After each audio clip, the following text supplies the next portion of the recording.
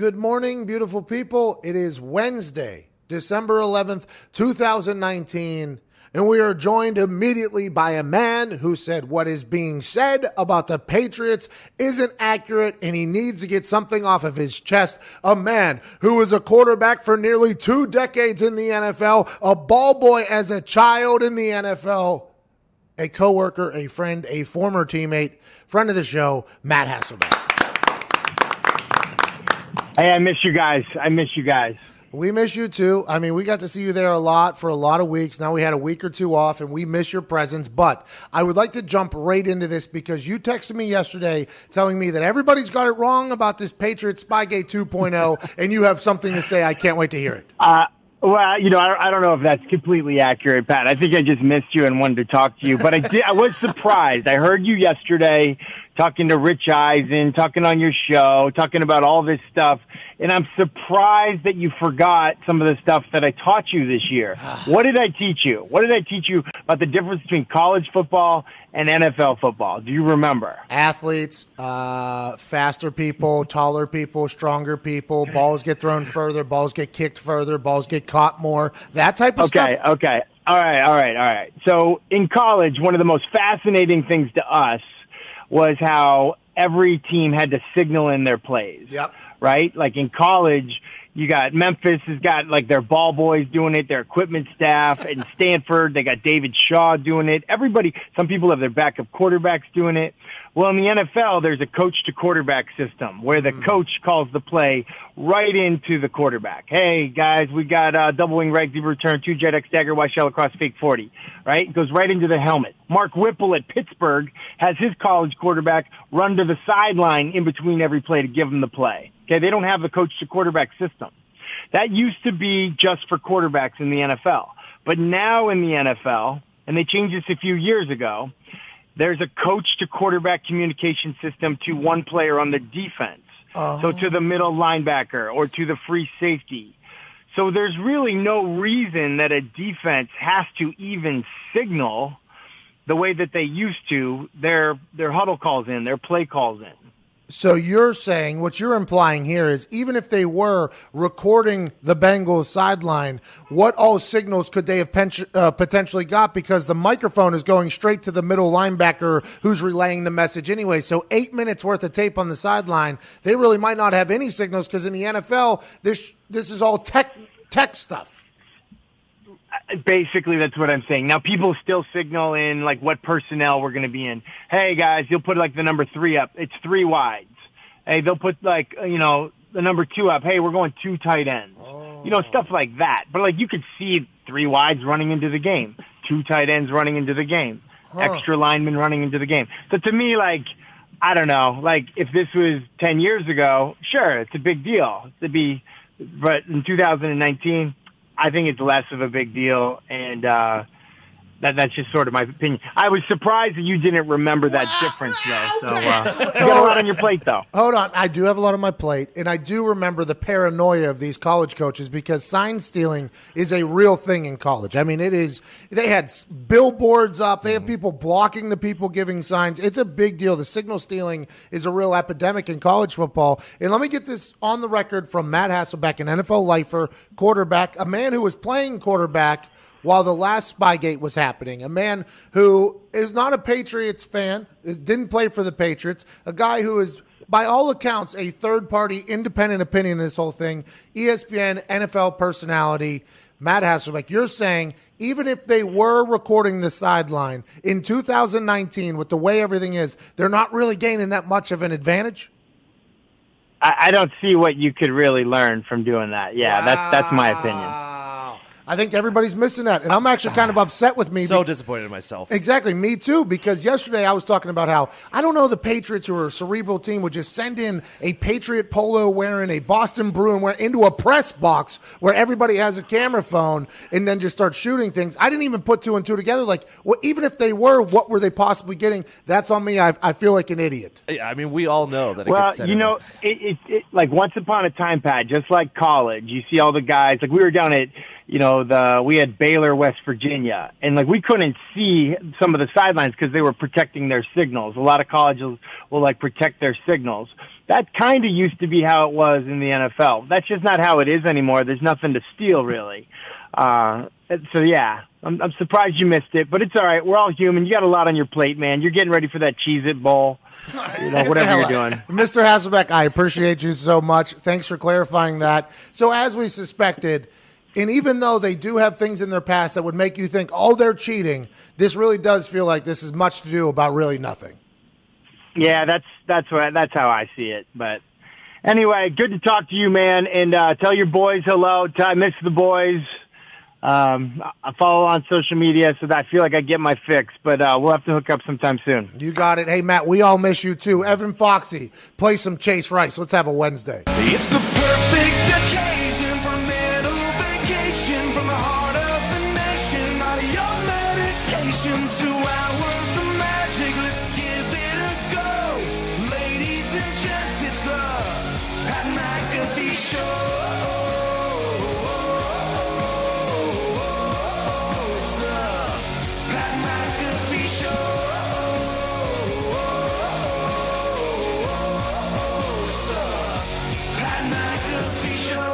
Yes, it is Handsome Chase Rice. I appreciate you singing that song for free. He's currently on tour singing country music in a city near you. If you can go see him, please do. Joining us in Indianapolis, Indiana at Nick Moreau.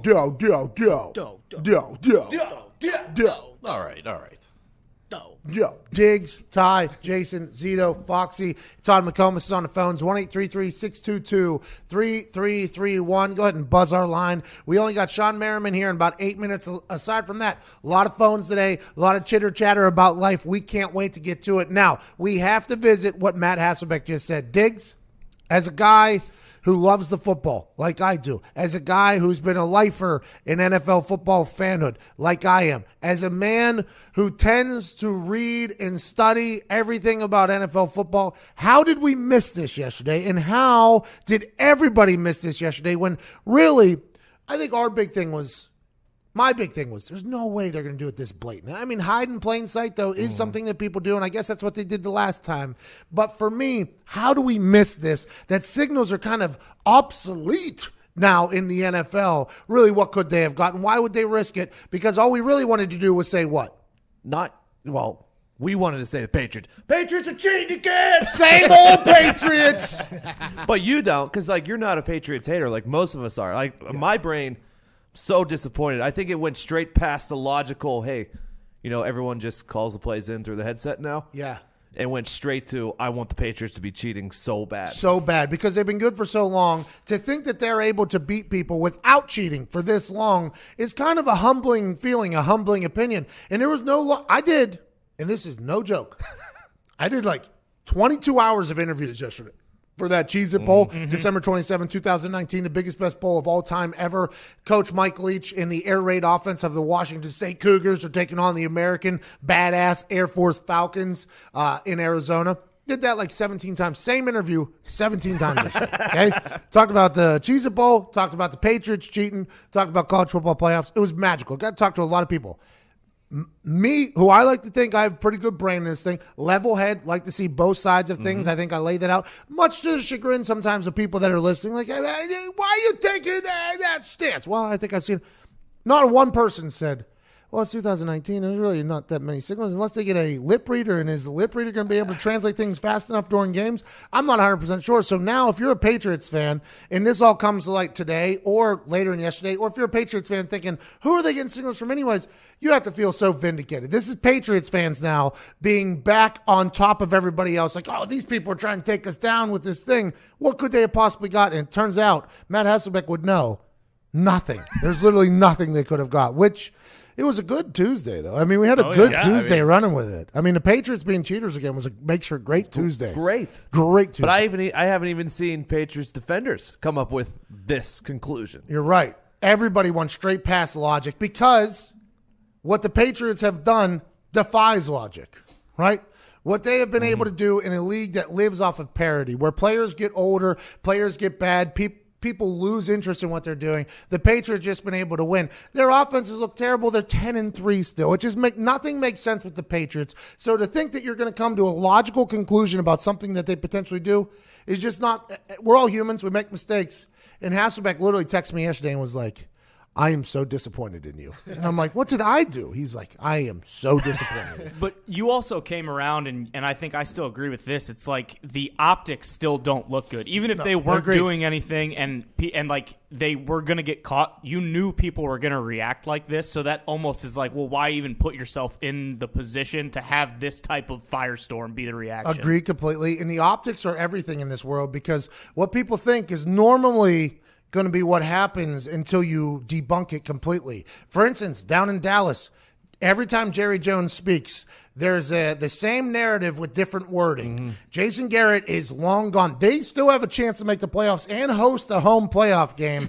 And the conversation, not a once for the last 3 weeks, has been, yeah, our coach is safe. Instead, it's the complete opposite. We got this lame duck coach right now who has literally no power, and all the players know it. This guy's gone as soon as the season is over, unless we win a Super Bowl for this guy, which doesn't seem like they want to do. They got the Rams this weekend. That's going to be a tough one.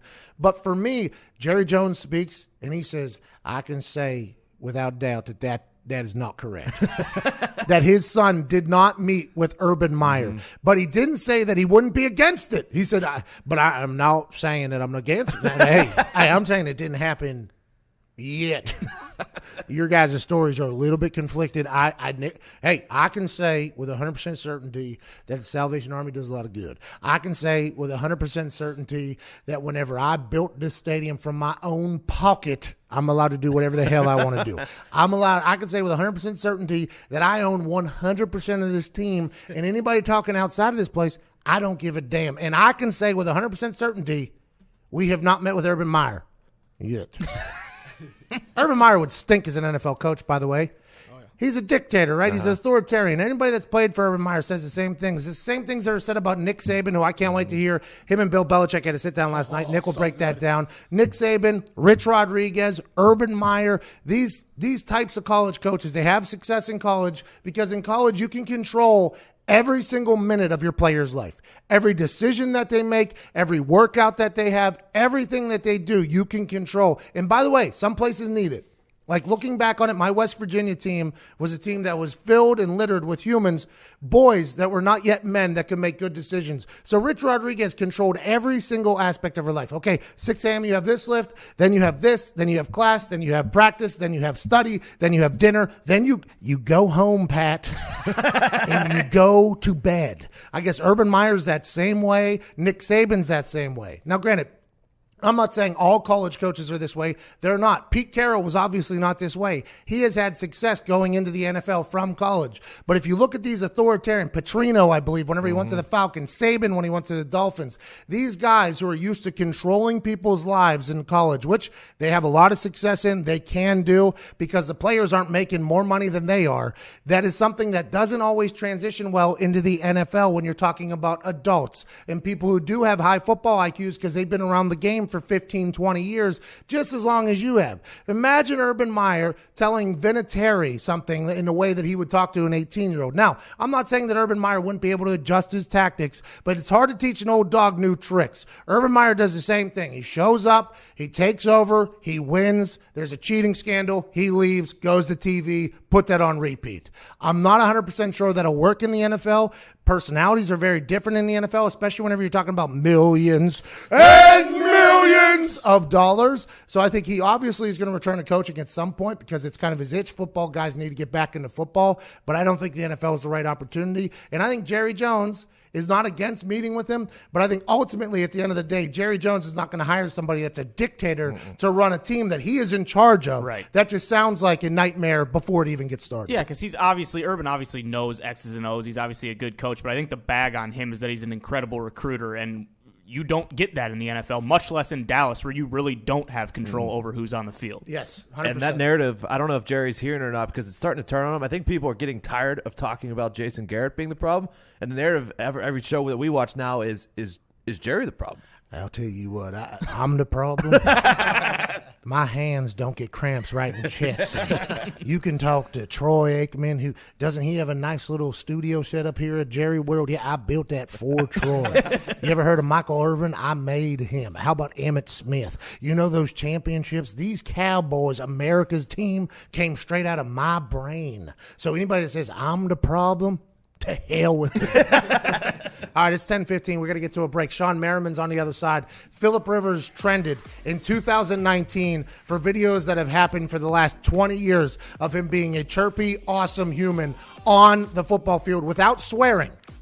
It's not easy to talk trash without swearing. Phillip Rivers has figured out a way throughout his entire career to get under people's skin without swearing, and I'm here for it. We'll talk to Sean Merriman about being teammates with Phillip Rivers, the state of the Chargers going forward. Are they going to move out of Los Angeles? Is Tom Brady going to be their quarterback? And also defense in the NFL, AFC, NFC. There's a lot to chat about with Lights Out, Sean Merriman. We'll be back on the other side. You listen to the Pat McAfee Show.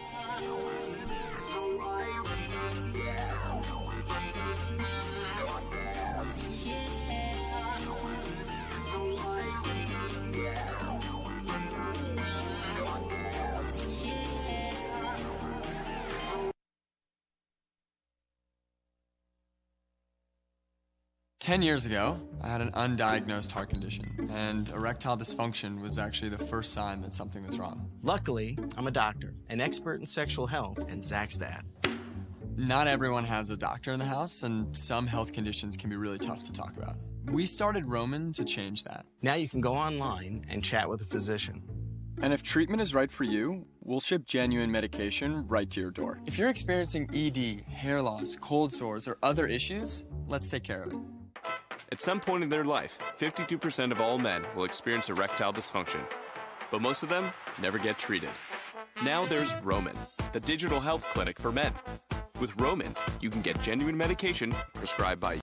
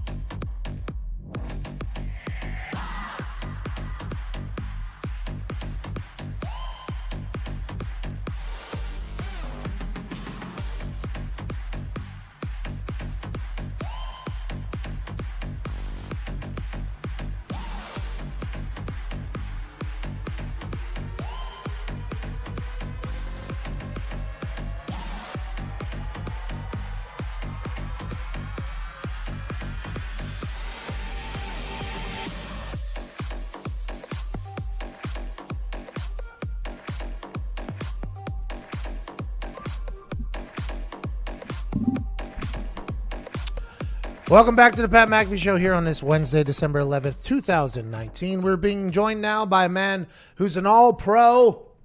He owns his own fight club. Badass American, former linebacker, lights out. Sean DeAndre Merriman. Wow. Hey, you man. snuck that DeAndre in there. I haven't heard that in years. I just saw it on Wikipedia. There's no way I was going to pass that up. I wish you would have won as a child as DeAndre Merriman, kind of. And that, by the way, I appreciate and respect Sean Merriman, but DeAndre is a great name. I haven't heard outside of my family, man. Nobody else had brought that up, so that was a good one. Hey, fun facts here. Let's get to something. Phillip Rivers was trending on everything yesterday because some videos were re-released of him talking trash and chirping. Have you ever heard a human be as chirpy as he is without swearing and still getting under people's skin like Phillip Rivers? No. Ever. No, and you know what? There'll never be one because it's impossible. He's, first off, I went to University of Maryland, and he went to NC State, which he never beat me while he was in college, by the way. Yeah, I just want to add that in because I never let him live that down. But I used to hate Phillip Rivers' guts. I mean, every time we played him, I hated him because he would never stop talking.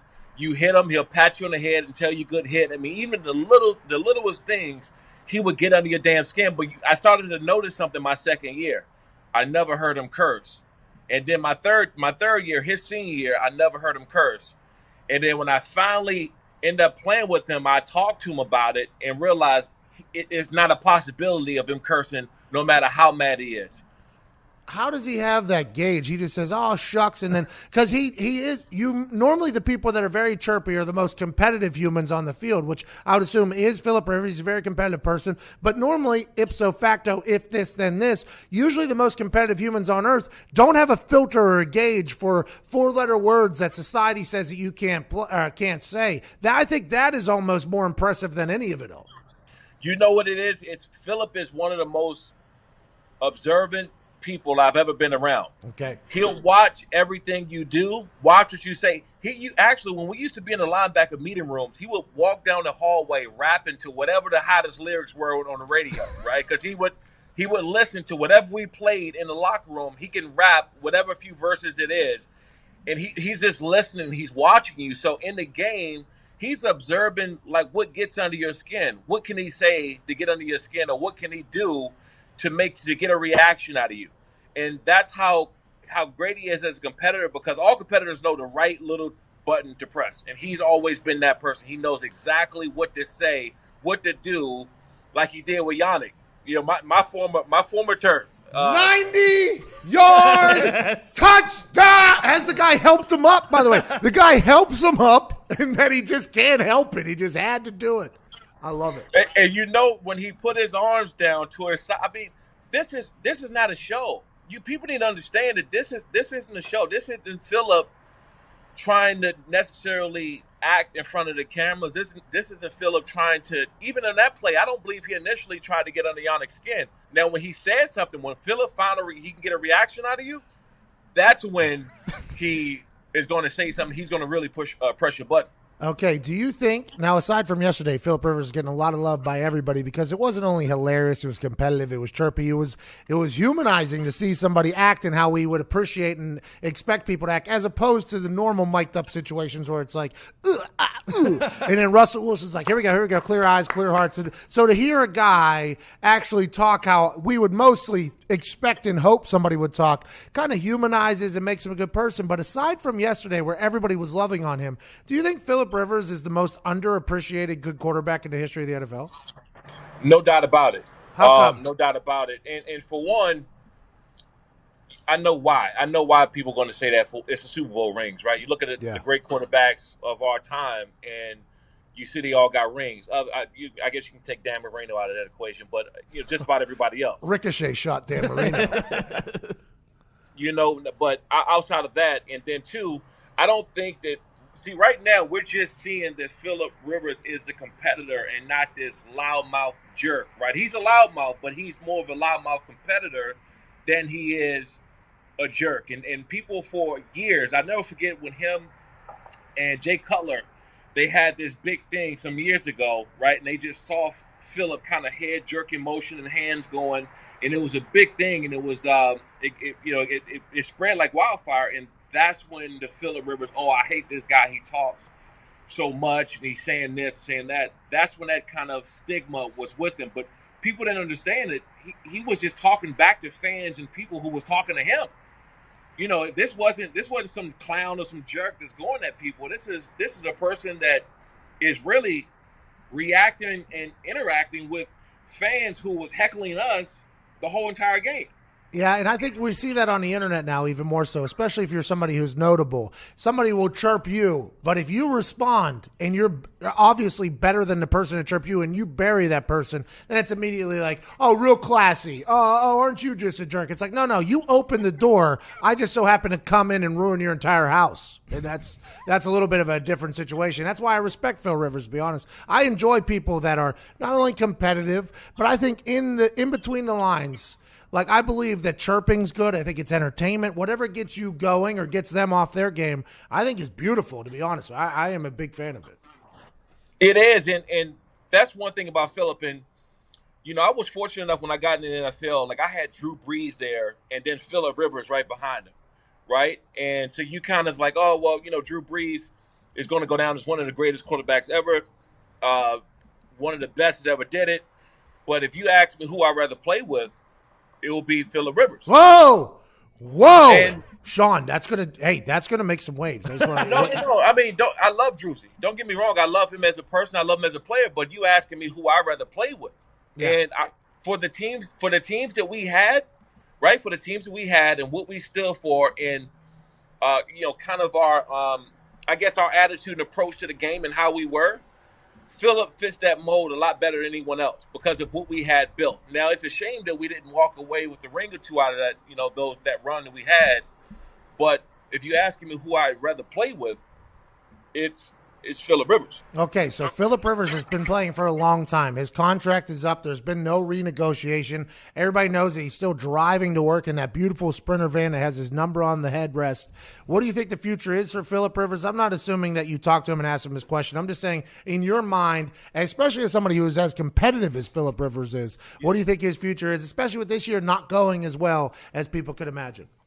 Well, for one, the teams have to do what's best for them in the future, right? So at some point in time, you have to pass the torch. And I don't care if you're Tom Brady or Peyton Manning, whoever it is. I mean, we saw Peyton Manning leave, depart from the Colts. Got cut. Yeah. I mean, this was the greatest or the best quarterback that I've ever faced, I ever played against, and I played against a lot of them. And he's the best, and he got cut, released. And I'm not saying that's going to happen with the Chargers, but I think it's going to come down to when do we start to build for our future, right? Do they draft a guy? Do they bring a young guy in? Do they groom the talent that they have there? I mean, at some point in time, the team has to start moving on because Philip doesn't have a lot of time to play. Now, does he come back in for one more year? I think so. I mean, I think that, he's still playing at a high enough level where he can go out and win you 10 games. I do believe that he can win you 10 games next year and get you into the playoffs and so forth. Maybe you draft a guy and or groom the talents that you have there to come back, come in and play. But me personally, I feel like it's not necessarily time to move on from Philip Rivers. Gotcha. A lot of people are thinking maybe he goes back to Carolina for the Panthers, grooms either Kyle Allen or Will Greer for another year run when they send Cam Newton maybe to the Bears and turn that franchise around, even though MVP Mitch is getting hot. Okay, let's pivot to something else here now. Jerry Jones and Urban Meyer are this thing that is currently hitting the media rounds. Jerry Jones says that his son has not talked to Urban Meyer and then basically said yet because he said, I would be open to it. These college coaches, they operate in a much different manner. We saw it with Saban. We saw it with Petrino. Urban Meyer, I assume, I've been told, is the same type of authoritarian dictator-like coach in college, which can work. How would a man like yourself, who's a businessman and all pro, big personality, hard worker, as an adult, handle a college coach coming in, acting as if you are still a college kid? And do you think Urban Meyer has a chance to be a successful NFL coach, or do you think he should just stick to being a dominant college coach who gets caught up in some scandals, leaves, and goes somewhere else? I think Urban Meyer would do great. Really? We actually talked this probably about a year ago. We were at Tim Tebow's golf event down in Jacksonville, and I talked to him about this. This was a year ago, close to a year ago, about coming in the NFL. And it's funny at the time when someone retires or they move on and they go and get the TV job, they're done, they don't want to do anything, and now you start to see they miss it. Yeah. Right. They miss being in that position where they're a leader, they're coaching, the locker room, just like us. Anybody asks us, what's the first thing you miss about football? You miss the locker room, you miss being around the guys. I got a little sense of that when I talked to Urban a year ago, and I knew this was going to happen at some point in time. I didn't think that it would be the Cowboys. I thought it would be somewhere else. The problem that I see to happen is the clash with Jerry Jones and Urban Meyer. Oh, yeah. Urban Meyer coming in, and he likes to do things his way. He's a great coach, and he deserves to do things his way. Will Jerry Jones let him do that? He's the opposite of Jason Garrett. Urban Meyer is the opposite of Jason Garrett. He's not going to go in and fold and do what you're telling them and kind of let someone else run the team. And those things are just not going to happen. Okay, so you and I are from a different generation than a lot of the young NFL players now. I think I actually saw the transition in humans that were coming into the NFL as the younger generation came through. And I honestly believe the difference is if you had a smartphone in high school or not. Like, I think that is a quick way to tell if you're a different generation. And that generation is a little bit different, right? They have to be treated a little bit different because they have different problems than we had, right? They have much different problems than we had, and they're real problems, right? So there's a little bit, people call them soft. I just think it's different than what it used to be because it's a whole new world now.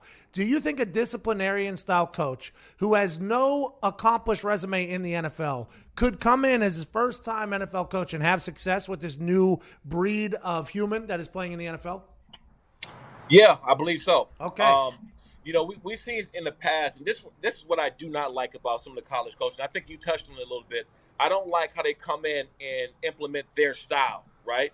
The pros, when you get into the NFL, the pros are about realizing that these guys are grown men, they have families, and they make millions of dollars a year, and you have to treat people as such. I do believe that Urban Meyer is capable of doing that. I do believe that he can come in.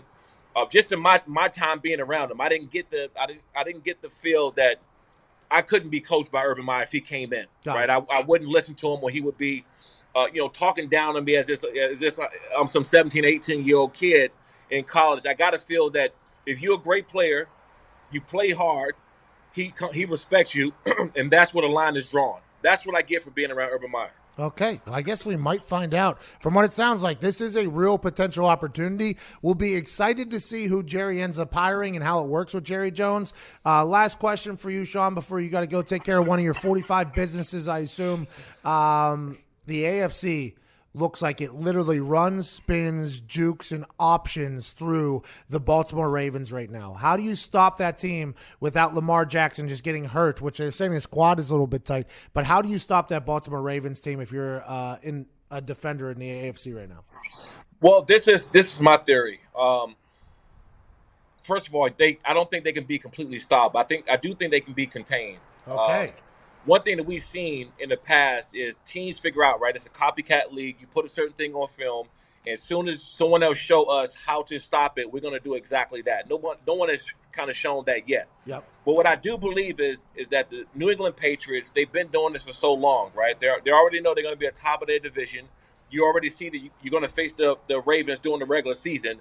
I think that they're already preparing to play them in the postseason.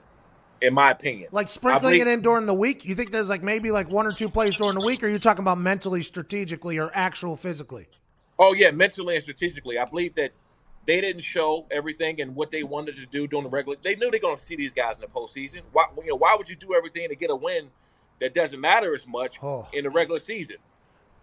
That's insane to think about. They held back during the game. I've seen that out of the Patriots many a times. I've seen them become a regular team their regular is a really good team, but them not doing things in the regular season, and you're going to see Lamar Jackson and those guys again during the postseason. Why would you show anything beforehand where you can go out and get the win that really matters. Okay, so before I let you go here, the New England Patriots yesterday tied up in quite a controversy yet again with their Craft Productions Do Your Job content piece, where one of the photographers, who was an independent contractor, we're being told, was filming the Bengals sideline. Yesterday, the world was up in arms about it. Matt Hasselbeck called in here to begin the show and said, Pat, in 2019, there's not a lot of signals anymore in the NFL. It's a lot of communication through the headpiece of the middle linebacker. So even if they did record the sideline, there's not really much that they're going to get. If this was 10 years ago, maybe a different ballgame, but right now he doesn't see it as that big of a deal. Do you agree with him or disagree with him? It's the Patriots, man. Like, it's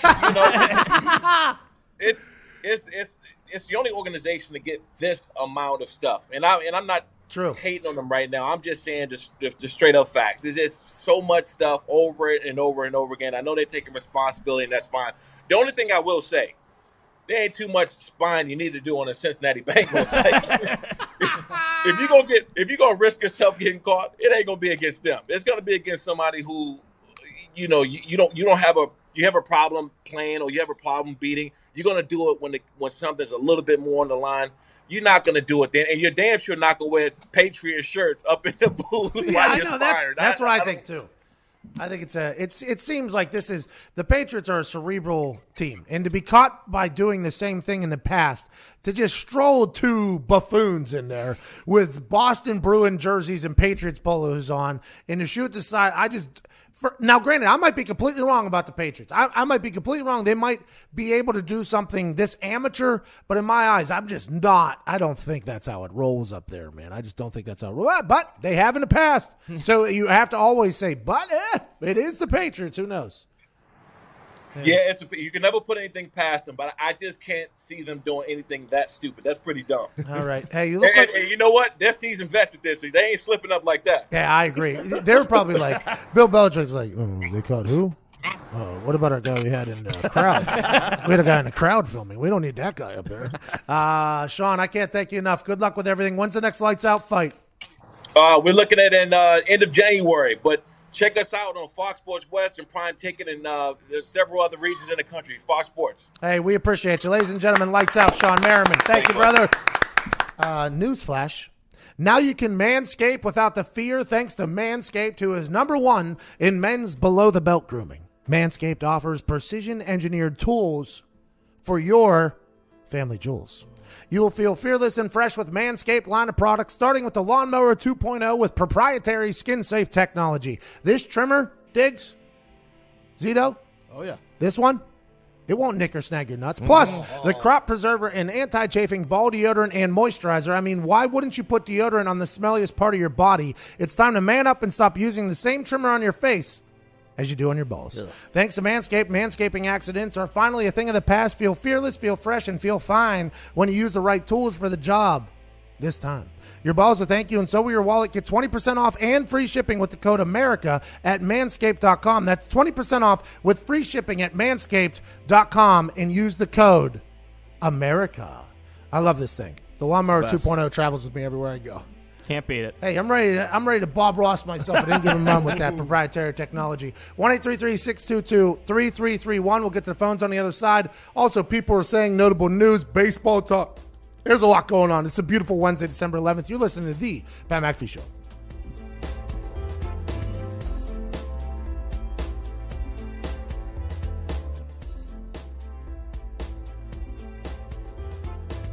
Hey guys, if you're experiencing erectile dysfunction, you can now get treated anywhere. Like here, here, here, even here. Okay, maybe not there. That's why we built Roman. So it's easy to get ED meds prescribed online, delivered to your door. Just visit GetRoman.com, chat with a U.S. licensed physician, and if treatment is right for you, you'll get genuine medication delivered in discreet packaging. Get started with your free online visit at GetRoman.com/TV.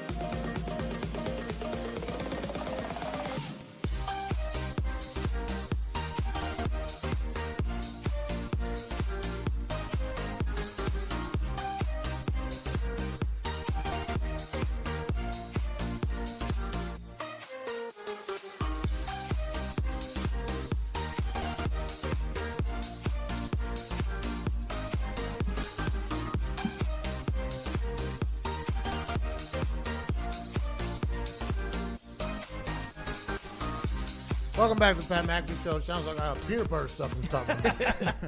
Just had a graham cracker. Haven't had one of those in a long time. Wednesday, December 11th. Great conversations thus far with Matt Haspeck, Sean Merriman. A lot of people thinking that this Patriots Spygate seems like a bunch of nothing. Yeah, we'll find out. I guess they're going to do a full investigation. And the Bengals have the film, so it can't just get burned down without anybody seeing it like it was last time.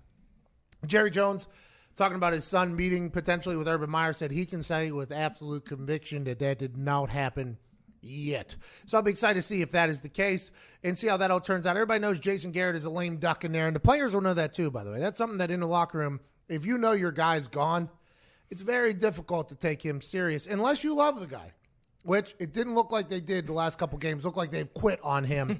The Clappers got no shot. One of the best segments in the history of radio is about to happen. It's called People Are Saying. People are saying. Diggs, what are people saying today? People are saying is brought to you by Manscaped today. That's first off what they're Hey. saying. Manscaped offers precision-engineered tools for your family jewels. Go to manscaped.com and get 20% off and free shipping with the code America. By the way, good read by you. Normally, you just power through those reads because it's like you're in your brain. You forget that other people are listening to you. Very good read right there. I've become a professional reader. Yeah, you have. Hey. Yeah, you have. We can only have one illiterate reader in the room at a time. Come on. People are saying, Yep. Earl Thomas is saying, defenses are starting to go at Lamar's legs more than they used to, and that the refs should probably do something about it. I like this. I like that his teammate is saying, hey, I would like to put out into the universe that I very much understand that our running quarterback and our success is going to go whether or not this guy is healthy. We've been saying it all year. The Baltimore Ravens are going to be great for as long as Lamar can stay healthy. His teammates know that. The organization knows that. The fans know that. And Lamar Jackson is a very different athlete. This guy is a running back that is also one of the best passers in the league at the current moment. He's smarter than most people in the quarterback position. He's faster. He's quicker. He does all these things that are magical. But all it is one big hit. And everybody has warned the Ravens about this. Everybody's talked about this. And all the Ravens people are saying, no, our guy's different. And he has proven that he is. But I like Earl Thomas being like, hey, can we get a little bit more protection for our guy here? Because same things were happening with Cam Newton back in the day, right? Same thing was happening with Cam Newton where he was getting these big body shots. And because he's a guy who's mobile, the referees are difficult from differentiating between him running and him being a quarterback. But the rules state you got to protect the quarterback because without the quarterbacks, we don't have a game. And I think the salary cap's going up. The quarterbacks are about to make even more money. Good for them. But I think this is good for the universe. But even a bad ref, right? Let's say it's a good ref. It's going to be hard to figure out when he's running, when he's a quarterback. I think that balance of figuring out who gets what protection when, especially when it comes to the hottest player in the league right now, Lamar Jackson, that's going to be something I assume they look at in the top-down review of the officiating. And he did say people are coming at his legs a little bit more. Well, they're not allowed to go high, so it's like an interesting thing. I do hope that Lamar Jackson stays healthy, though. Yeah, and the play that he got hurt on was actually a passing play that they hit his quad on. Might be referring to that. Maybe. Oh, because he's in the pocket there. Yeah. Which he does have protection. And you're not allowed to go low at quarterbacks. There's a strike zone right here. It's basically the same thing. It's from chest to hips almost. That's the strike zone. If he gets hurt and they don't make the call, that's a bunch of malarkey to me. These refs are buffoon. Terrible refs. And I'm happy the NFL, by the way. I don't know if this is in your people are saying or not. People are saying, and the people of power are saying, that don't you worry, as soon as this regular season ends, we're going to dive into this Alberto Riveron gang from top to bottom, which I like. It can be. People are saying there's going to be a top-down review of all the referees. And those people are people that don't normally say or take accountability for things that the referees do wrong. So this is a step in the right direction. I hope they get it figured out. People are saying Kyle Van Noy said that he thought it was disrespectful that the Patriots fans were booing on Sunday. Yeah, this is always like the classic, then the fans go, we'll play better then. We won't boo you. You play better. I mean, they're 10-3. They've won a lot of games for you guys up there. Are Patriots fans so spoiled that any sign of trouble, they don't know how to handle it?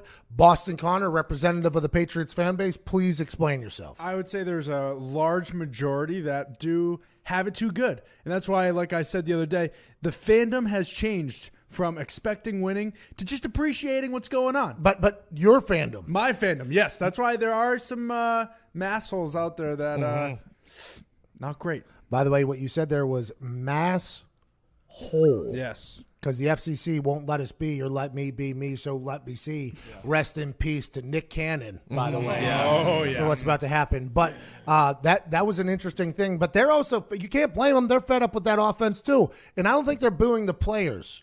It's more so booing the situation. Just like the Andrew Luck booing situation that happened in Indianapolis there, where everybody's like, oh, these Colts fans are disgusting, despicable. This guy used to lay it on the line for you guys. It's like, I don't think they're booing Andrew Luck. I think they're booing the situation. Although, boy, those videos looked bad. Of Andrew Luck walking off and the whole place just raining down in boos. That's a tough thing. But, hey, when you buy a ticket, you buy a right to boo, cheer, whatever the hell you want to do. That's a part of it, but I can understand how Kyle Van Noy's like, are you people not I mean, we're 10-3 right now. Go to Cleveland. Go to Cleveland. That's like the year we were 2-14. People showed up with bags on their heads. It's like we literally just had the winningest decade in NFL history. Okay? We got a guy named Kerry Collins playing quarterback for us right now. Can you just get off our ass for a minute? All right, just for 1 minute. You want to put that bag on your face. I completely understand. But just drive like 4 hours east here. Go to the Browns. Maybe travel over to another team that just absolutely stinks and see what it's like. Sometimes, though, whenever winning becomes the expectation, anytime they see a little bit different of football, you can't help but appreciate the fact that they're disappointed. And those massholes showed up in abundance last week. Very final people are saying comes from Adam Vinatieri. Hindsight, if I had a crystal ball, I would have gotten it fixed last offseason because we dealt with it last year as well, to a little bit lesser of a degree when referring to his knee. Yeah, I think because he sat out during training camp, and that was kind of something that was eye-opening to me because Vinatieri is a guy that likes to work. He likes to get reps in. So him sitting out, obviously his rhythm was off a little bit. But also if you can't work, that means there's something legitimately wrong. And obviously these decisions are all made by a lot of people, including the player, right? So, like, when Baker Mayfield threw the training staff in Cleveland Browns under the bus, like, the player is also involved in that conversation, right? I mean, you got to empower the player. I would assume, I've never been in Cleveland, but in Indianapolis, very much open conversation between player. Our training staff is a very good group of men that do very good things. I don't know all the new people, but the core is very good. I would assume that was a very free-flowing conversation. And hindsight's always 50-50. I mean, Cam Newton said that, and it's just one of those things where if ifs and buts were candies and nuts, then something Donkafest. Yeah, and if the queen had a baby maker, she'd be the king. I mean, there's a lot of you can always look back and correct things. I'm happy Vinatieri is getting it corrected. I believe today he has surgery. So good luck. By the way, turning 47 this month. Everybody's expecting him to be done. Not so fast. I am not 100% sure he's done. I'll be excited to see what he ends up doing. Break-ins spike every single year during the holidays because families are traveling around and burglars know that there's just expensive gifts everywhere. That's why Simply Safe is our choice for home security. Simply Safe is comprehensive, professional home security at a fair price, and right now is the best time of year to get a Simply Safe security system. For the holidays, they're giving listeners of this show a huge discount on your security system and a free security camera. Simply Safe protects every room, door, and window with 24/7 professional monitoring. If there's a break-in, Simply Safe can give real-time video confirmation to police so they can respond up to 3.5 times faster. With Simply Safe, there's no contract, no hidden fees, and no fine print. Prices are fair and honest, starting at just $15 a month. Wow. Hey, $15 a month for comfort? Whoo. $15 a month for safety? Whoo. $15 a month to ruin those porch pirates' holiday stealing spree? 50 cents a day. Good math, Diggs. Thank you. Go to simplysafe.com/Pat now to take advantage of Simply Safe's amazing holiday savings and get a free HD security camera. This offer is for a limited time only. It's ending soon, so hurry. That's simplysafe.com/Pat to save big and get a free security camera. Simplysafe.com/Pat. We got about 2 minutes left here in this first hour. Let's go to Giovanni in Dallas, Texas. Giovanni, what's up?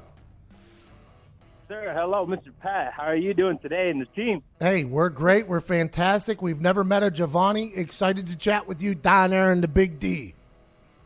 Yes, sir. Oh, I can't hear because the music's so too loud. Hello? Giovanni, we got like a Yes, minute. sir, I'm here. Okay. All right, sorry. Yes, I'm here. I couldn't hear because the music was overplayed. Yeah. Hey, okay, so my question, can I put it? Go ahead. Yeah. Yeah, Giovanni, come on. Yes, I'm here. Okay, yeah. Okay, so I just heard, okay, my question was going to be if Ron Rivera was picked up by XFL, would it give it some legitimacy, maybe some more hype? But now my question is going to be, Pat, what are you going to be doing on the field, man? You're going to be able to be like, walking around and be like, hey, bro, what will happen on that third play? This guy's been hit over here, no time, zero. He's been open 6-7 times. You think you'll be a game changer in the game, like on one of those plays, crucial, like game-winning, pivoting moments? All right. Oh, yeah. Great question. Giovanni with a real heater of a call there. He's talking about the XFL? Yeah, I think he's talking about the XFL. There was no preface about it being an XFL conversation. I will be an on-field analyst with Joey Galloway and Mr. Tom Bell. Clark, yeah. Ty. Come on, Ty. SEC guy. I'm a huge fan. I just forgot. Yeah, he's a really good guy. Yeah. We're going to have a good time. I get unprecedented access. All the rules are being going over with the broadcasting crews today in New York City. I'm in Indianapolis. Won't be there, but people are sending me updates. I think it's going to be electric. I'll have a microphone on the field. I'll be talking to refs, coaches, players, you name it. That starts a week after the Super Bowl. What are you looking at me like that? Tom Hart. 10:55. The Hitman. The hour is ending. We'll be back on the other side. You're listening to the Pat McAfee Show. Yikes.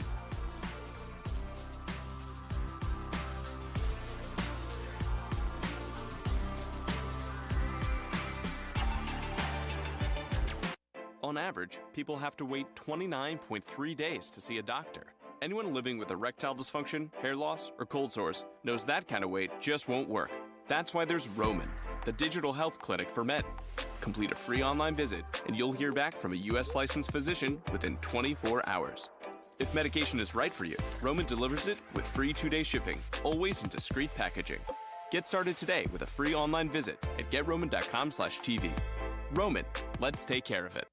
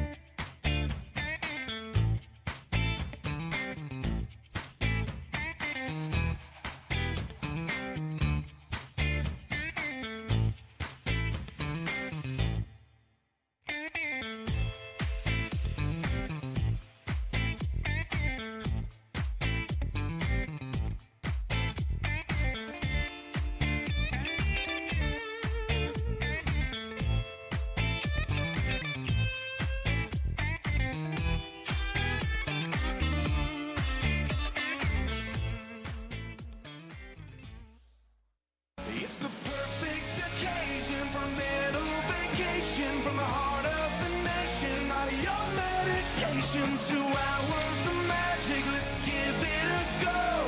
Ladies and gents, it's the Pat McAfee Show. It's the Pat McAfee Show. It's the Pat McAfee Show. Welcome back to the Pat McAfee Show, December 11th, 2019. We're in Indianapolis, Indiana. All the boys are here, and I am bummed out. What happened, man? Antonio Brown's on another tweeting spree right now, basically solidifying the fact he's never going to be back in the NFL. Sad day. I can't see. I'm blocked. So, is it bad? It's bad. Yeah. It's bad. It's not good. It's not good. He's going very ham right now on the He Twitter. woke up on the wrong side of bed. Well, the issue is, there for a little bit, we thought, by the way, Connor, Nick, Diggs, Ty, Jason, Zito, Foxy, Todd McComas is on the phones, 1-833-622-3331. Going to go back to the phones at some point, even though Giovanni tried to ruin it for everybody. Giovanni, thanks for calling. That was a terrible phone call. Yeah. Got lost in the sauce in there somewhere. Antonio Brown, Pittsburgh Steeler, Oakland Raider, New England Patriot, all in the span of 1 year. By all accounts, one of the most dynamic football players to ever play football. Mm-hmm. Was an underrated guy coming out of Central Michigan. Mm-hmm. He's returned a punt against me and many others. He is an incredible wide receiver. He is a dynamic football player when he's on the field. He's a hard worker by all accounts. The guy loves the game of football and works his ass off. Has been in the middle of no less than what seems to be 15 controversies within the last year, whether it's getting out of Pittsburgh, getting out of Oakland, then the stuff that happened in New England. He had allegations against him that were terrible. None of those have been proven, by the way, but there has been allegations that are terrible against him. Then he comes out after he gets released from the Patriots. He buries the owner, Robert Kraft, owner of Kraft Productions, which had a camera on the sideline of the Bengals for 8 minutes this past weekend. But there's just been a lot of controversy surrounding him off the field. And I have been somebody who's not only witnessed his greatness on the field and experienced it and got shook to death by Antonio Brown, has been somebody that said, you know what? I hope that Antonio Brown can figure out a way to bury all the off-the-field nonsense so we can get back to seeing the great football player that he is on the field, because I think the game does miss him. There's teams that need him and could use him. There is a lot of things with Antonio Brown that I wish you should not be showing that. I don't know if you've gone through them. It's not good. No. He was going on an apology tour. He was starting to come back around. He was saying sorry to people. He was trying to make amends. He released a rap album or a rap song the other day. And now this morning, all of that has been completely 180'd, and he is not happy that the NFL and the NFLPA have not allowed or afforded him the opportunity to get back in the NFL, and his Twitter right now is very, very aggressive towards a lot of things. Yeah, it is. And he's still going. He's still going strong. Yeah, he's like 7-8 tweets deep right now in the last 20 minutes that are all very disparaging to numerous different humans, and I just think right now is the moment where we can say that Antonio Brown will not be on a football team this year, and I'm not sure he'll ever be back in the NFL due to these tweets. Even if somebody was potentially thinking about signing him with the things that are happening currently on his Twitter account, I just don't think it's going to be possible for a team to bring him back in. You hate to speculate about it, but is it possible? Like, CTE has to be like somewhat of a discussion here, just with like how crazy the wave of emotion is in terms of like, I want to come back, I want to play, and then F everybody, I'm sorry. Like, do you think that there's any truth to that or like anywhere to look in there? Well, Dr. Will Smith told me. Mm-hmm. What's funny, Zoo? Well, the doctor. Well, he was. He was doctor. Yeah. Surgeon, actually. I'm trying to tell the truth. Tell the truth. I'm trying to tell the truth. I don't know enough about CTE, right? I don't think anybody does. All I do know that I have some friends that are potential candidates for it. That kind of scares me for their future and for our future as friends, right? I'm scared for it, especially that movie where you see the outcome of it in a very, very sad manner. So I don't want to speculate on a potential of that happening, but it does feel as if things come in waves with Antonio Brown, and I just hope he gets it corrected, personally. As a guy that has had a lot of conversations with Antonio Brown and I would talk before every single game, I'm not saying we're friends by any means because we haven't hung out outside of football, but we had a lot of respect for each other, I think. And I enjoyed conversations with him. He was very nice, obviously. He's done a lot of things where people enjoy him. And then there's just these moments where it's just like, damn, man, I wish that didn't happen. And for me, I assume he's going to stay in shape for the long haul. I hope he gets it figured out somehow. I don't know who will help him do that, whether it's Rosenhaus or maybe some of his friends from back home or his boys or whatever it is. I just hope that these things that are happening right now don't continue to happen because Antonio Brown is just throwing so much away right now. He's just throwing so much away because of all of this stuff that has nothing to do with football. He's throwing away his potential great Hall of Fame potential career, which I do not like. I do not like it. I'm actually very bummed out about what's happening right now on his Twitter feed because Twitter is a beautiful place. The only reason why I have the show is because of Twitter. It gets a bad name because of the trolls that, dwell on hatred and things like that. Twitter makes the world a smaller place. Twitter takes out any narrative or spin from media. Twitter has the ability to connect you directly to people that support you and love you as opposed to the people that hate you as well. And sometimes when you have a massive platform, you have to think about what you're tweeting out and what the ramifications are. And I'm just not sure that filter was hit this morning by Antonio Brown, who is doing everything he possibly can right now to potentially end his chances of getting back in the NFL. And I am not happy. I do not like it because I enjoyed watching Antonio Brown play football. As a fan of football, which is what I am, I enjoyed watching Antonio Brown play football. He was so good. And there's a team up there in New England that could very much use that guy. Very much use that guy. And he's making it almost impossible for them to bring him back. Even though an apology was starting to happen, it seemed like a turn of the page was happening. And now this morning here, Wednesday, December 11th, it's all out the window. There was a whole IG post apology last week, and it actually made me, someone who was not on his side, get back on his side. I was like, you know what? I accept the apology. Stuff happens. But in that apology, he did explain how sometimes, because this is something that I had to deal with, right? I don't come from a lot of money. Whenever you're put in a position where you're given a lot of money and maybe people are asking you for a lot of things and you're put in a spotlight and then he said false allegations are coming at you, sometimes you react in a way that you never could have guessed. And sometimes it takes a lot to learn from this. And the apology felt genuine when he said it. And I think he had a lot of people coming back on his side. Now with this, it's like, man, all the good that you made. One step forward now, 2 steps back. It's just a tough spot to be in. Frank, what do you got? Funny you mention that because he literally just tweeted about the apology. That was the fam, not the racist NFL. So he was apologizing to, I suppose, his friends and family, not the actual teams, league, organizations, owners, etc. Now, I will say this. The NFL has been called racist in recent history due to the kneeling and everything like that. And I don't know how you can say that because they give a lot of money to a lot of minorities. I'm not just talking about African Americans, but now we got people from different countries coming in and playing. And maybe there are, I would assume, just like in society, there are some racist people in the NFL or in the world. But I hate that that's automatically what they say about the NFL because the coalition that Colin Kaepernick did create, we could say, has $80 to $100 million or something like that to try to help the world. So I don't know. For me, I don't like what's happening with Antonio Brown right now. I'm not happy. I'm not happy about it. I don't like it. And maybe there are bad people out there that have tried to get Antonio Brown in different cases. But, man, you're talking about one of the best football players of all time. Like not just of our generation. We're talking about a guy who is potentially the best football player of all time at his position. And it's just like, golly, man. Come on. I want to watch you play football. 1 year ago, I think he was universally loved. Just 1 year ago. Call God, bro. And then week 17, he just didn't show up, and then that was pretty much it. Mason, down there in Texas, what's going on, pal? Let's change the subject, hopefully. Hey, what's going on, Pat? Hope you're having a great day. Well, I was.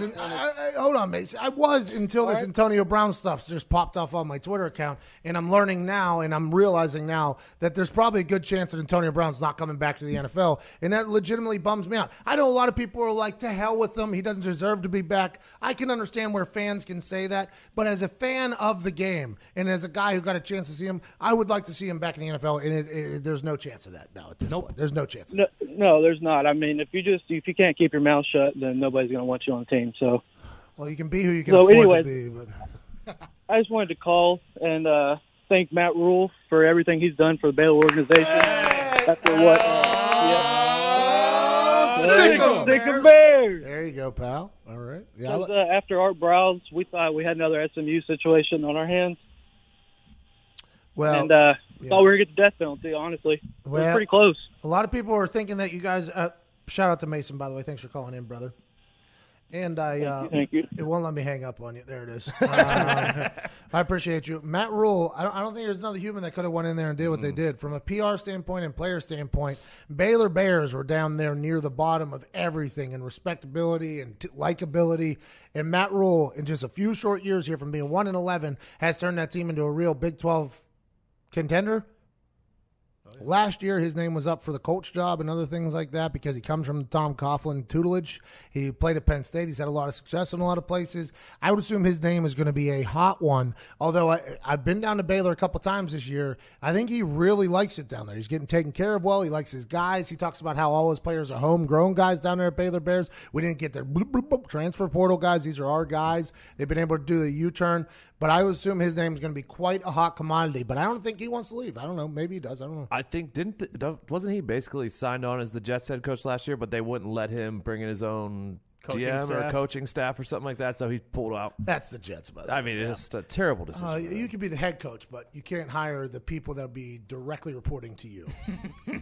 Get the hell out of here. Well, it doesn't matter. We're going to hire Adam Gase, and then we're going to fire the guy after he fire the GM after he spends all the money, and let Adam Gase be the GM for a little bit. That'll work out for us. And then our quarterbacks can go suck face around town and get mono before he even get going. The Jets, just figure it out. Figure it out. Figure it out. They don't have to. They won't.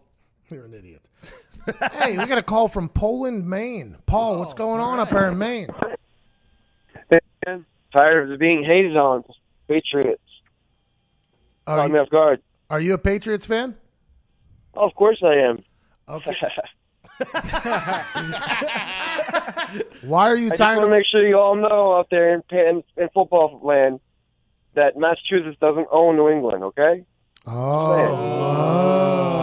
Assholes. Smart. All right, Maine only has the smallest population in the country. It's okay. We still live here. We are still the United States. Good lobster. Hey, I've heard in New England. I've heard Maine is a beautiful place to visit. You got good lobster. I've seen it on Shark Tank. They sold a It's probably the most beautiful. I haven't been outside of Maine much, man. I don't mean to cut you off, but it's probably the most beautiful state in the country. Very impolite, man. I've never been anywhere else. It's probably. I have, actually. I have. I've been to Quebec. I've been to Rhode Island. Rhode Island's ugly. The country. Zito from Chicago has a question. Quick question. The McDonald's in Maine, do they have lobster in it? Oh, good question. I think they have had lobster rolls a couple times. Wow. What's the temperature right now in Maine? Yesterday it was 50. Oh, I just assumed Maine was freezing. I know it's beautiful. I've heard. The weather's crazy right now, man. Yeah, I've heard in the summer it's a beautiful place to be, though. A lot of people have summer homes. It's fall too. It is, man. Great foliage up there. The foliage is unreal. Oh, the foliage. When the leaves start to turn. Don't even tell me about the Maine foliage. By the way, now what about Garrett? I thought he should have been out years ago. Nobody else agrees. I think everybody agrees. I love that guy. My hang-up thing. Paul? Yeah. Seems like he's just been living in his own world for the last 20 years. I love it. That's Maine, man. I've never been outside the state, but I think it's the most beautiful state in the country. I've been to Quebec. What's going on today? Rhode Island. Giovanni was terrible. Giovanni just set the tone for bad phone calls. That's tough. 11:15, we got to get to a break. We'll hit some more phone calls. We also got to talk about the salary cap. Oh, yeah. Increasing. Since 2014. The salary cap has increased 40%. It's going to go up at least another $10 million next year, from $188 million to around $200 million. So that means one thing and one thing alone. These quarterbacks are about to get even richer. I thought about going to the field last night and throwing the ball around. Had too many meetings, couldn't do it. But I'm going to think about getting back in shape, seeing if I can maybe go through the XFL, the CFL, to see if I can pop in on some of the salary cap quarterback money that's about to come. We'll talk about that, how it affects your team. We'll chat about the NBA. NBA talk. Boston Connor, how do you feel about the NBA? NBA is doing great. Celtics are looking awesome. We didn't ask about the Celtics. Not at all. Yeah, but you asked about the NBA, so ipso facto, ask about the Celtics. We'll be back in a second.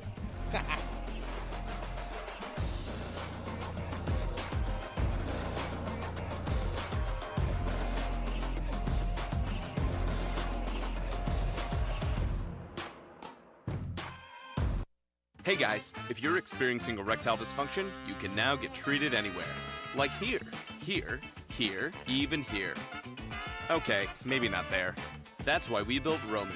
So it's easy to get ED meds prescribed online delivered to your door. Just visit GetRoman.com, chat with a U.S. licensed physician, and if treatment is right for you, you'll get genuine medication delivered in discreet packaging. Get started with your free online visit at GetRoman.com/TV.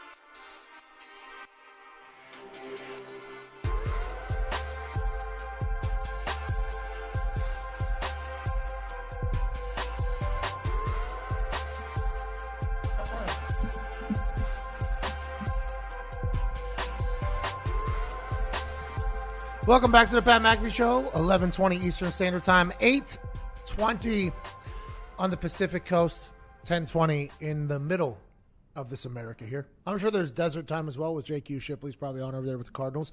I would like to do a little something we don't normally do. So a little NBA talk. Boston Connor, let's say I'm somebody, not me, a friend. Oh, yeah. that doesn't have a clue what's going on in the NBA.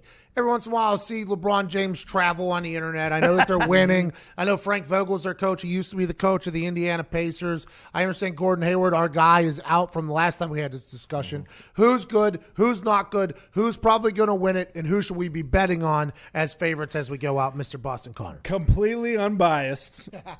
No bias whatsoever. The Boston Celtics are going to win the NBA championship. But with that being said, right now, the Milwaukee Bucks, who you saw, Giannis Antetokounmpo. What's his name? Antetokounmpo. Come on, man. You can't do that. He's unbelievable. Okay. They've won 15 straight games. He's averaging like 30, 13, and 10. Is he the MVP? I'd say so right now, yeah. Wow. I mean, him or James Harden, Jimmy, who's averaging 38 and 10. Okay, is the Milwaukee team in the East? Yeah, they're in the East. So Milwaukee, Boston are the 1-2 in the East. In the West, it's Lakers, Clippers, who share an arena. Which we all thought was going to happen, right? Everybody thought the West was going to run through Los Angeles when Kawhi won to the Clippers. hey. And then LeBron got a chance to get Anthony Davis and the unibrow in there. Everybody assumed that the West would run through those two teams and the Golden State Warriors. They just stink, the Golden State Warriors are the worst team in the NBA. So that dynasty's way done. They could make a run. I mean, Steph Curry's out for the year. Klay Thompson's out for the year. It's not the same team. So it's Milwaukee, Boston, L.A., and L.A., and that's all we need to know about the NBA? For right now. I mean, the Sixers they're in the hunt, I guess. The Miami Heat are in the hunt. But, yeah, all you really need to know is the top four. Luka's averaging a triple-double. Luka's averaging, he's averaging 30. Luka's for the Dallas Mavericks? Yeah, he's 20 years old. He's averaging 30, 10, and 9. How's LeBron doing? LeBron's doing good. He's really good. He's leading the league in assists. I motivated him that one day in the back of the box truck whenever he came out and lost to the LA Clippers after doing all that stuff, Taco Tuesday, trademark and all that stuff. And I'm happy that I could turn that around for him. He's no longer showing up with wine and drunk to games. No longer. Good for you, man. Hey, good for him. He did say that wine has been the secret to his longevity, though. Which I can respect. I mean, you got tripled down on something. Zito had a great wine LeBron tweet the other day that he just didn't pull. Just didn't pull the trigger on. The boys. What did he say?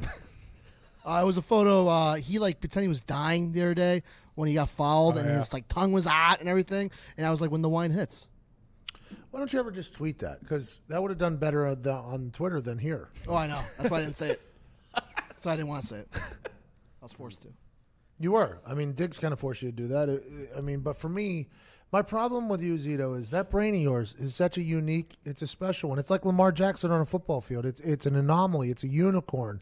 And I just feel like you don't have confidence in it enough to let that thing shine. It's a bird. You got to let it fly, Zito. It's Pandora's box. Once it opens, it's bad. That's good. That's what we want. That's what we're here for. People want more Zito, and everybody asks me, how come we don't have more Zito, more Zito? It's because Zito refuses to give more Zito. That's just the Zito move. I will penetrate people's ears from now on. I got to call that guy back, by the way. 11:24. Let's go to the phones here. Tip. How do we feel this next phone call is going to go before we even get to it? I don't know if I hope so. Only What's up his from name? here. Or her name? Foxy, hey, dude. Todd, I would never blame you for other people's performances on the phones, but out of the people that are currently on the phone, Kyle, RJ, Brad, Keaton, and Matt, which one do you think has a chance of being above average? I would say Keaton from Las Vegas. Okay, here we go. Keaton in Las Vegas. What's going on, pal? Good morning, Pat. You've spoken on how hard it is to play in Foxborough, and I just wanted to know if you thought that Chiefs defense looked legit on Sunday. Okay, great question, Keaton. Thanks for that. Came in with a little bit of confidence, stated a statement of fact, and then came in with a question on the backside. I got a tweet last night that said, hey, the Chiefs go into Foxborough, get a massive win, and all you're talking about is how the Patriots stink. Why won't you ever just talk about how good the Chiefs are? Good call. That's on us. I said that actually on Get Up in the morning. I was like, are we going to talk about the Chiefs getting a win in Foxborough, which is not easy to do. It's not easy to, no matter how bad the offense is performing for the Patriots, to win at Gillette Stadium. The place is a different animal. The fans, the massholes that are currently booing their team that is the greatest dynasty in the history of professional sports, their expectations are of each other as well to make that place a hellhole to play in. Now, obviously, you add in Bill Belichick, Ernie Adams, Josh McDaniels, and Tom Brady and the gang and that defense and special teams. Obviously, on the field, it's going to be tough just as it is off the field. And there was a time there where people thought that Bill Belichick and Kraft were controlling the weather up there. That is how deep the conspiracy theories run about the New England Patriots. It's like there was actual humans who had very important titles and positions who dressed very nice who said, yep, they control the weather up there. So it's not an easy place to play. The Chiefs go in there with all of their weapons. Tyreek Hill was not only being used as a distraction, but he was outrunning people like the old Tyreek Hill that we used to see. Travis Kelce's getting loose. Patrick Mahomes looks like his knee is healthy again. And that defense, led by the honey badger, Tyrann Mathieu, is coming together at the right time. Will they be able to stop and beat the Baltimore Ravens? I think they have enough weapons on the offensive side of the ball where they can maybe do some damage against that defense. Nobody has really popped off against that Baltimore Ravens defense. And now, granted, the hype has been on the offense because they're revolutionizing the game. They got 3 tight ends. They got Lamar Jackson. They're running the option game when the world has been pushing a wide-open air raid style offense in the NFL due to fantasy football and the style of players. The Baltimore Ravens have pivoted at 180 and gone a complete different direction and have been majestic to watch. But that defense, with a guy who said he was going to once put a beam on me, Judon, on D-line, dominant, and then Marcus Peters, and all the way through that entire squad, they are very, very good. Will they be able to match up with all the weapons that brilliant mind, a genius mind, a beautiful mind Andy Reid has on the offensive side of the ball? Will they be able to stop Patrick Mahomes? I'm not 100% sure. Whenever the Chiefs lost like 3-4 games in a row or whatever, 3 or 4 out of 5 or whatever it was, ESPN and all the power rankings still had him in the top 7. And I was like, this team can't win. What are we doing?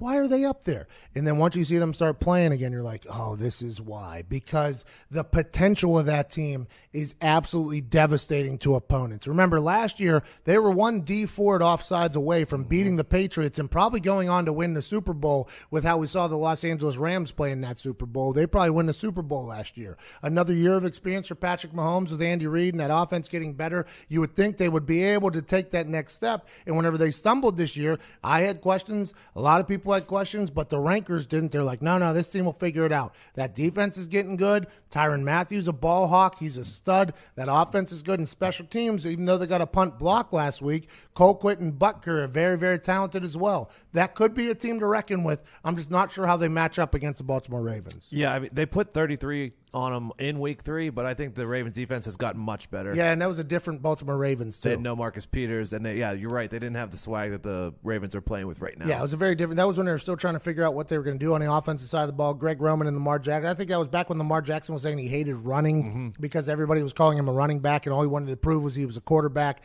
He and Greg Roman got past that. Thank God to all football fans' minds that he got past that, because watching him play football and play quarterback has been beautiful, to be honest with you. Yeah, he threw 43 times in that game. Yeah, that was the game where everybody was like, all right, hey, he can do things. Listen, we don't need him playing like Patrick Mahomes. He's not Patrick Mahomes. He is his own special. That'll be a fun game to watch, by the way. That would be a fun game to watch. The now Baltimore Ravens against the now Kansas City Chiefs. Now that our defense is going, that would be a lot of fun to watch. But will it happen? I don't know. That AFC is going to be difficult. Everything runs through the Patriots is what they say. But the Baltimore Ravens have home field advantage. Also, to go back to the original point there, about not talking about the Chiefs winning, they didn't really deserve to win that game. They got bailed out by 2 blown calls. Well, first half they were very good. I said that on Get Up, and they were like, oh, so if N'Keal Harry's in, they don't win, they tie. I'm like, well, the fumble that got punched out, Gilly Lock picks that up. Let's assume he takes it back. They're like, oh, you don't think Tyreek Hill will catch him? I'm like, okay, so he gets to 10. Let's assume they score from there. They do some trick play to get in the end zone. They could have still won that game, just like the Texans game where the Patriots played terrible. But to go into Foxborough and get a win, no matter how it looks, how it happens. Let's assume some bad calls went against the Chiefs as well throughout that thing that just weren't as blatant and as obvious. It always happens. I don't know. I'm excited to see what the Chiefs can do. Another thing about playing in Foxborough that we haven't talked about yet, there is a laundry list of teams who have made complaints to the league about their headsets going out, playing in Foxborough and only in Foxborough. Yeah, but if your headset goes out, that means the New England headsets have to go out too. Yeah, but they're prepared for them to go out. Yeah, because they're like, Ernie Adams comes down with a little clip card. He's like, all right, we're going to work on signals this week. Oh, why are we doing that? Well, it'd be a real shame if those headsets just stop. We had that against the Miami Dolphins. That was the only time I was a part of an operation where that happened. The connection for us wasn't working. We had Clipboard Jesus. Charlie Whitehurst. We had Charlie Whitehurst at quarterback, and the headsets weren't working. So they literally had to take the headsets off. Everybody took the headsets off. You start signaling. You had like a thing that went back to the old days. And the Dolphins hadn't been informed that our headsets weren't working yet. There was pandemonium on the sideline. Like, you better tell them. You better tell them they can't talk to anybody either. So that's a rule. But I would assume if you prepare for it, something to think about up there. Think about that, Hasselbeck. Whoa. Yeah, Hasselbeck. Jeez. Whoa. Hour one. Matt Hasselbeck let off the show, saying that signals are kind of obsolete. So the fact that they're filming the sideline, what really could they be getting? Because everything now goes through the helmet in the communications, which, very valid point. That has not been talked about enough. But it's the Patriots, so. They're cheating. Let's go to Matt. Media's covering up again. Let's go to Matt in Pittsburgh. What's going on, pal? So, in AB's most recent TT flare-up, he's tweeting that Big Ben stinks without him. So with Big Ben coming off an injury and on the back end of his career, the Duckster has taken the city and the nation by storm. Can you break down the future of the NFL, of the Steelers quarterback situation for me? Thanks, Pat. Love the show. I think the quarterback of the future for the Pittsburgh Steelers. Now listen, I'm from the town with the great football team. Go on and get them Steelers. Okay, so obviously the Pittsburgh Steelers fan base is one that is very large. They're a very passionate one. And Big Ben Roethlisberger came in and did a lot of things for the Steelers that nobody could have expected. He's been a very successful quarterback there. And through his troubles, which there were aplenty, the Steelers fans stuck with him strictly because he was good at football. Great at football. There is no objectivity to the fact that morally they were 100% with him just because of how good he was at throwing footballs to players on his team. Correct. So that is Nick. I ain't gonna hang out with him. No way. But I love watching him throw that rock around. So that is how Pittsburgh feels about Ben Roethlisberger, and I think anybody could tell you that Roethlisberger is an elite quarterback. He just doesn't act off the field as an elite quarterback would act. Now, on the field, he puts up incredible numbers. He's a dynamic player because he doesn't care if you hit him. He's just going to try to extend the play. He's going to throw the ball, and he had a lot of weapons in the past that he could just throw the ball up. A lot of people talk about Antonio Brown, but Martavis Bryant there for a while was an alien that he could just throw the rock to him. Before that, he had other weapons. I would assume this year sitting out, and now that he's actually watching another quarterback succeed, you could tell that he's a little bit of a petty man. And the reason why you know that is because whenever he was doing interviews in the past, he was very okay just throwing people directly under the Jerome Bettis bus harder than I've ever seen in my life. Well, our rookie quarterback should have caught the ball, and it's a whole different game. It's like on local radio shows, you just can't say that, Roth. As a starting quarterback, you can't bury your people publicly, which was a mistake he made on a regular basis. Now, is Duck Hodges burying anybody? No. Duck Hodges is dancing and partying with everybody. Will Duck Hodges remain the backup quarterback going into the future? I would assume that is the case, even though they invested a pick in Mason Rudolph, which is going to be an interesting decision for old Colbert to make. Get him out of town. Get him out of town like his brain when that helmet hit him. Get him out of here. Get him out. Do I love Duck Hodges? Yes. He's not a better quarterback than Ben Roethlisberger? Is that what you're saying? That is exactly what I'm saying. Oh, come on. Oh, dude. come on. He's Totally. undefeated. Well, it Has depends. Ben Roethlisberger ever lost a game? Yes, he has. Nick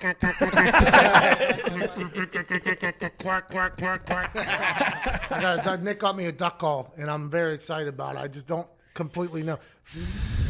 Maybe you got to turn it on. I think it's broken. I think you got to turn it on. Yeah. Started next season. If Ben comes back and he's skinny, I don't want him. If he comes back fat, sign me up. He looks like he's putting on I pounds know. as much as possible. Fat Ben is great. Skinny Ben, not so much. The fact that they're winning without him and without other weapons and everything like that, Mike Tomlin deserves Coach of the Year conversation pretty high up there. I would assume it's going to go to Harbaugh. Yeah. I would assume, by the way, well-deserved. But Mike Tomlin should definitely be in the conversation. Let's go to Brad in Portland. What's going on, Brad? Harbaugh didn't start Mason Rudolph. So, being raised in Maine, first off, Zito, the McDonald's lobster roll is Canadian. So no way, right there, John. It's all right. That guy in Maine thought Canada was part of America anyway, so Zito wasn't the only idiot. Yeah, well, he's from Poland. The only good thing that came out of there was the water that got stolen. Poland Springs, anyway. that's good water. Poland Springs. Poland, Maine, Poland Springs, best water in the country. Good water. Great. That Deer Hold Park on. stuff in Pennsylvania is terrible. Oh, agreed. right, By the yeah. way, and Yes. Tyler Shots. Mountain is also trash, but I would say out of all of the popular waters, Aquafina is by far the most disgusting water choice available. True. Oh, yeah. Coke on So- them? No, Pepsi. Anyway. Oh, okay, yeah. I As a agree. kid- I'm just Coke's Dasani. Yeah. Coke is Dasani, kid which is growing good up, water. great water. They teach McDonald's you, Dasani, really good. Pittsburgh's a bunch of bombs. Pittsburgh's a bunch of bombs. Whoa, Nothing whoa, goes whoa, past whoa, we're talking about water. Hey, I'm not saying that. New England people are saying that. Oh, New England people were saying it. Oh, okay, sorry. Oh, yeah.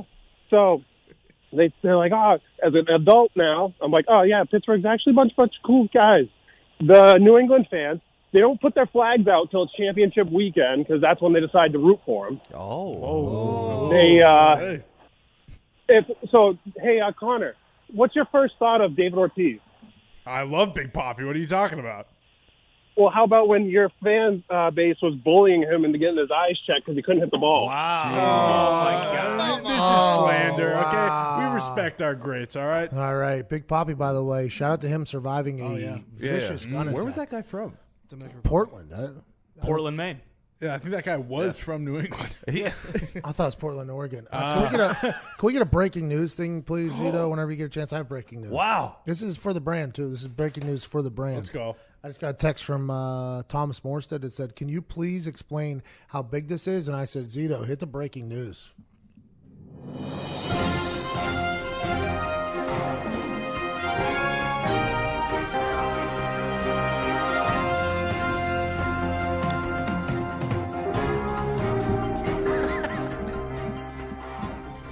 And to you, Pat.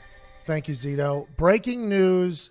The Pro Bowl ballots have been sent out to the players in the NFL to vote about their peers. Okay, you get a ballot to fill out who do you think the player of the year is, comeback player of the year, MVP, offensive player of the year, defensive player of the year. Then vote by position who you think should make the Pro Bowl. You can't vote for your own teammates, so you have to vote for other people. There's a little bit of gamesmanship by people. If you're close to making the Pro Bowl, let's not vote for the person that could potentially take my spot. Let's vote for somebody else. There is some pettiness even in the professional athlete ranks. But this year, 2019, for the first time in its history, you can actually vote for which long snapper should go into the Pro Bowl. This is the first time in the history of the Pro Bowl where the long snapper is being recognized as an actual position. Let's go. Let's go. I thought so.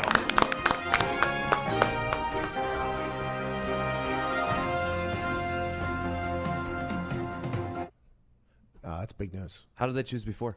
It was just the coaches would pick. And normally it was just the coaches would bring whoever was their long snapper or a long snapper they knew. on. So anytime you would hear a long snapper say, well, I'm a Pro Bowl long snapper, it's like,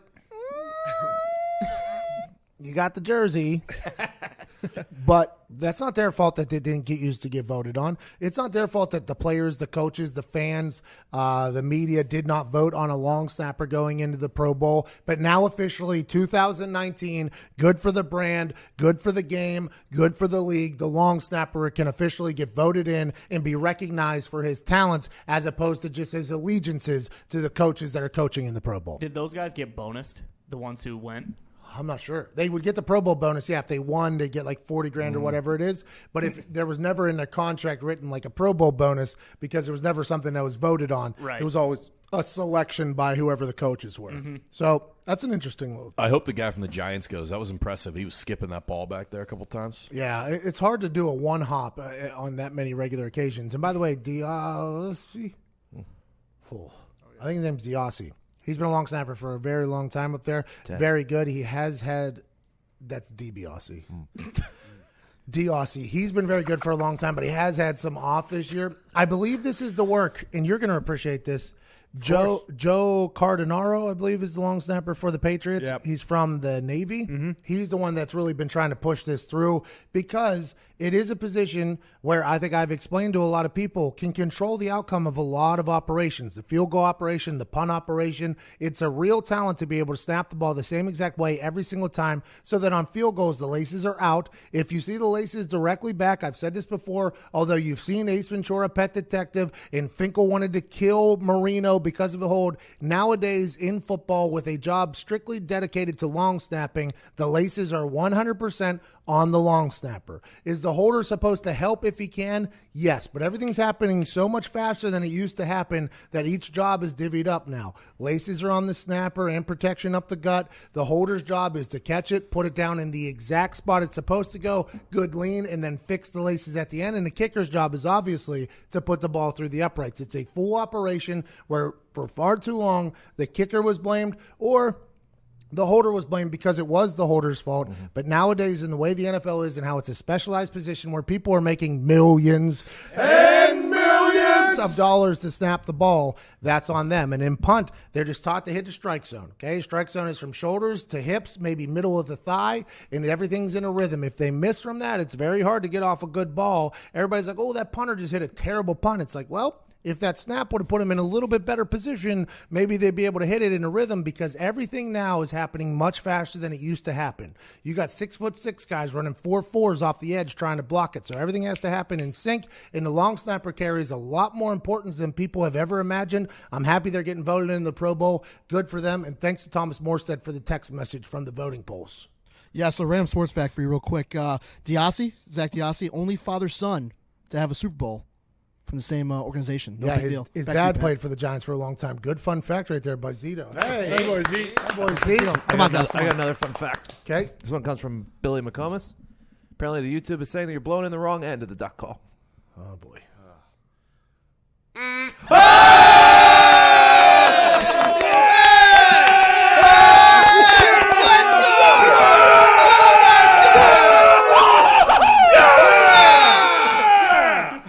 Go ahead.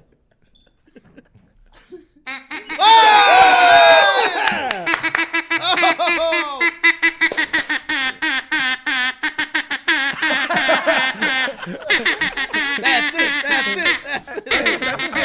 Hey. That makes no sense. You would think the one that looks like the mouthpiece. Hell of a call. Hey, watch out for the ducks flying in. We got a flying V coming in right now. Good for me. There's our Emmy moment. Oh, my God. Are we winning an Emmy for that? Oh, we should. Yeah, I think so. Do we have another commercial break we have to get to? Mm-hmm. I think so. All right, before we get to that.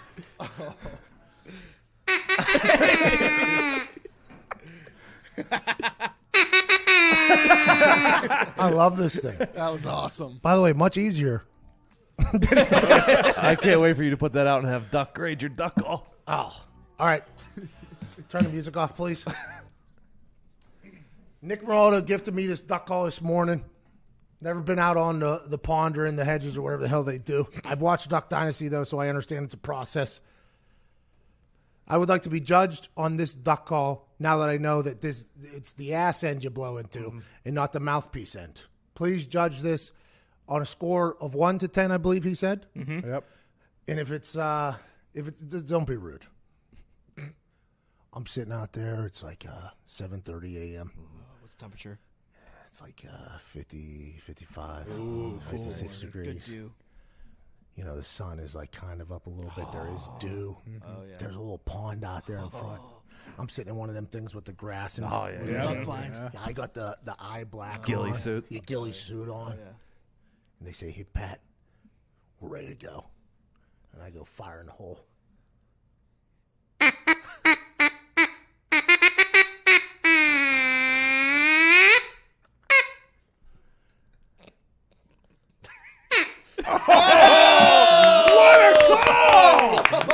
You see them come flying in. You got Gordon Bombay leading the boys. Incoming! Duck poops flying! Bird shot! That's a lot easier when you go from that end. Oh, yeah. Who would have known? Who told you digs the internet? Billy McComas texted us that the YouTube channel that's watching. Oh, shout out the apparently YouTube channel. Apparently a bunch of duck callers. YouTube.com/The Pat McAfee Show. I appreciate that. I would like to get my duck call that I just called in judged. Now, granted, human ears might not be able to understand that I would like if you have a pet duck to ask them and hear that and see what they do. Yeah. If your duck starts humping the screen, chances are he's already flying south. Actually, I mean, he heard that thing and he's turn around. He's got to go. All horned up. Go. Yeah. I'll turn this damn bush. Give the holiday gift that families across America have loved for over 100 years. That's a century. Wow. Omaha Steaks. Omaha Steaks is America's original butcher, bringing families together since 1917. Order with complete confidence today. Right now, Omaha Steaks is sharing an amazing limited-time offer with listeners of this show, and there's still time to place your order for the holidays. Go to omahasteaks.com and enter the code America in the search bar to order the favorite gift package, the gift everyone will love, for only $69.99. Oh, nice. What did you say? What does it come with? Did you say that? Yeah. Seemed a little bit robotic, but I will tell you. You get 4 6-ounce bacon-wrapped filet mignon, 4 savory premium pork chops, 4 Omaha Steaks burgers, 4 perfectly browned potatoes au gratin, 4 made-from-scratch caramel apple tartlets, an Omaha Steaks signature seasoning packet, and for listeners of our show, a free 6-piece cutlery set and cutting board. All this delicious food plus the free cutlery set they'll enjoy for years to come for only $69.99. Omaha Steaks are the most tender, the most flavorful, and you can only get steaks of this quality from Omaha Steaks, America's original butcher. Again, order now and you can get the favorite gift holiday package plus the free 6-piece cutlery set and cutting board for only $69.99. Just go to omahasteaks.com and type America in the search bar. Don't wait. If you want to take advantage of this offer and get your gift there before the holidays are over, go to omahasteaks.com, type America in the search bar to order the gift everyone will love, the favorite gift package today. There's still time. There's still time. Speaking of, we got to get to a break. We don't have a lot of time, but on the other side, we'll get some phone calls and wrap up this beautiful Wednesday, December 11th. You're listening to the Pat McAfee Show.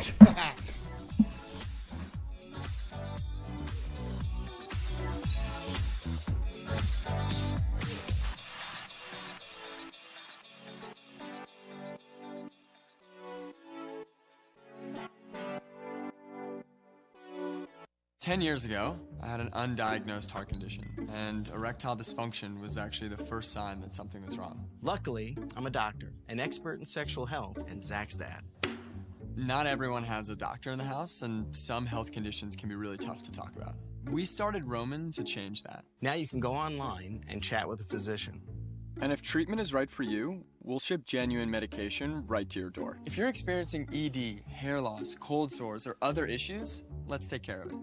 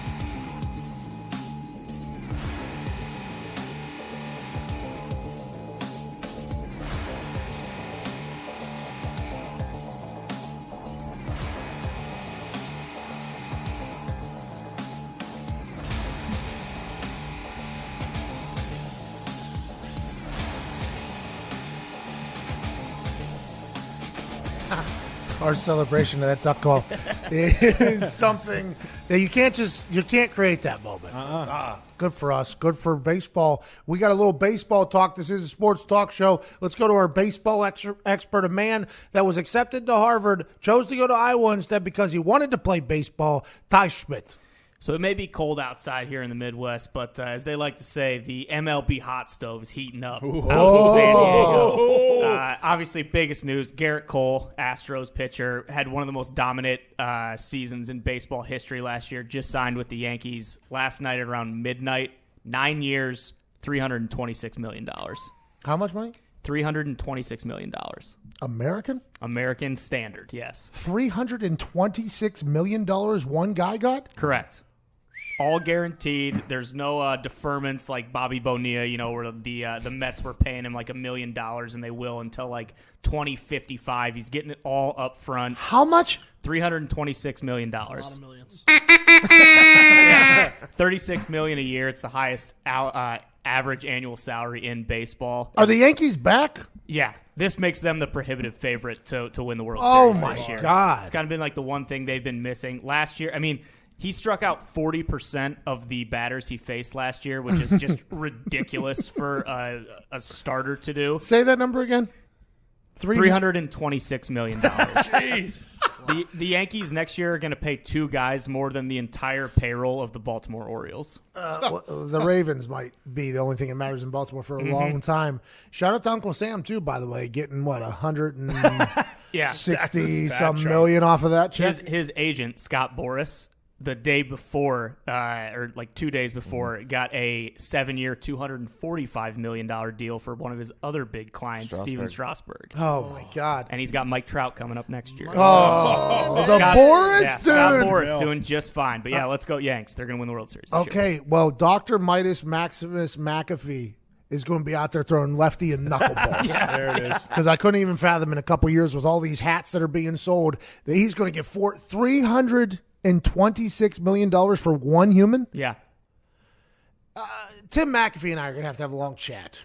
He refused to let me play baseball because of how bad he hated it. I played once in the minor league. Yeah. Made ball contact with the bat every single time I stepped in there against a pitcher that was drafted by the Yankees. Yep.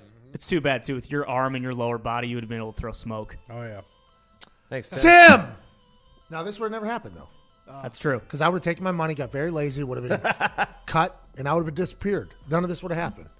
And this will happen again tomorrow. This is the Pat McAfee Show here on Westwood One and DAZN and our YouTube. We can't thank you enough. Have the best Wednesday of your life. This has been the Pat McAfee Show from Indianapolis, Indiana!